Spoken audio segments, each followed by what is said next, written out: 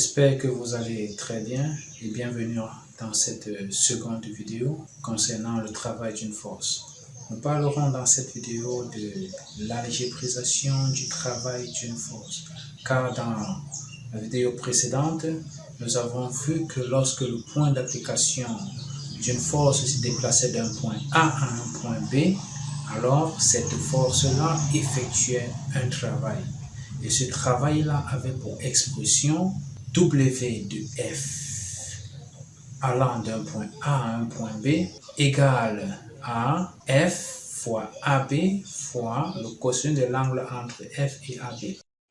On parle d'algébrisation lorsque la grandeur concernée peut avoir une valeur positive, négative ou nulle.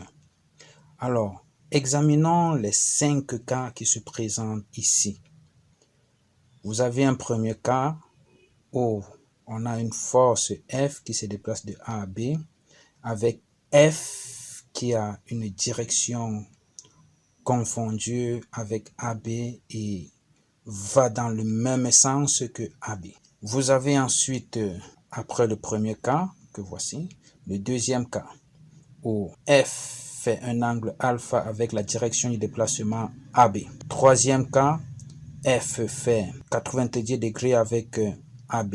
Quatrième cas, F fait un angle obtus, alpha égale à 120 degrés avec AB. Et ici, F est opposé à la direction du déplacement. Alors, pour comprendre cette notion d'algébrisation, nous allons voir comment exploiter ces figures pour déterminer le travail de la force dans chaque cas. Précédemment, le travail d'une force est une fonction de l'angle alpha.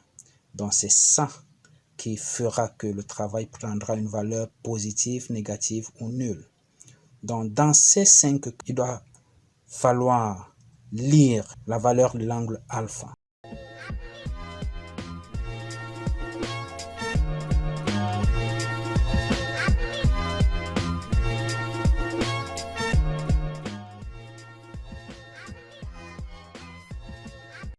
Donc, nous allons, dans chaque cas, déterminer le travail de la force F.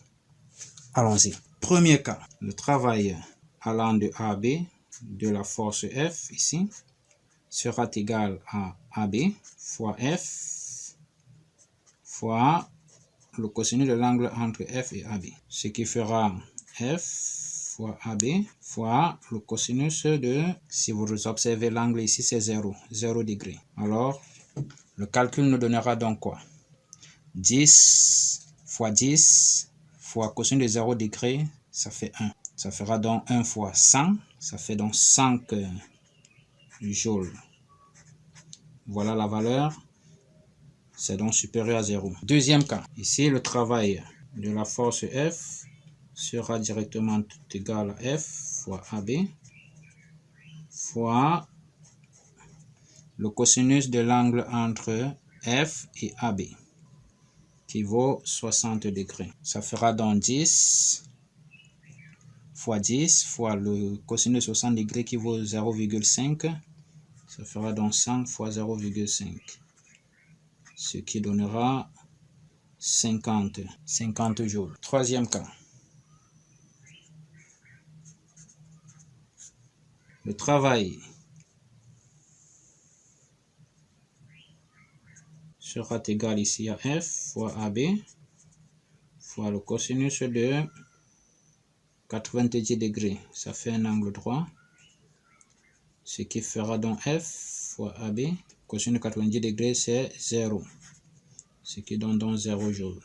Quatrième cas, le travail de F allant de A à B sera donc égal ici à F fois AB fois le cosinus de 120 degrés. Ce qui fera 10 fois 10 fois cosinus de 120 degrés qui donnera moins 0,5. Ce qui fera donc moins 50 joules. Et puis enfin, cinquième cas, le travail de F sera ici égal à F fois AB, ça fera 10 fois 10 fois le cosinus de l'angle entre F et AB pour le cinquième cas. Ici, c'est 180 degrés fois cosinus de 180 degrés. Cosinus de 180 degrés, c'est moins 1. Donc, ceci me donne moins 1. Do, ça fera moins 100. Bien, on se rend bien compte que pour le premier cas, il est positif. Deuxième cas, positif. Troisième cas, nul. Ici, inférieur à 0. Et là encore, inférieur à 0. Ainsi, nous nous disons au revoir et à la prochaine vidéo où nous parlerons du travail du poids d'un corps.